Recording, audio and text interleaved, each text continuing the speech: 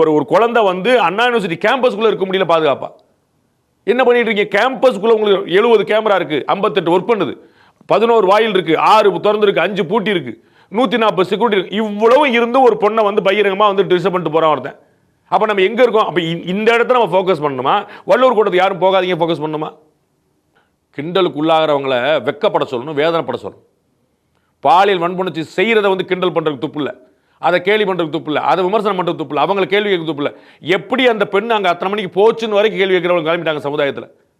என்னுடைய வீட்டு பிள்ளையா இருந்தா, உங்களுடைய வீட்டு பிள்ளையா இருந்தா, சமுதாயத்தில் இருக்க நம்ம வீட்டு பிள்ளையா இருந்தா ஒத்துக்கிடுவாங்களா? அதை அந்த பிள்ளை இப்படி போகுது நீங்க போகக்கூடாதா? கேம்பஸ்குள்ள இருக்கக்கூடாதா? அப்படி கமெண்ட் பண்ணலாமா இதை நீங்க?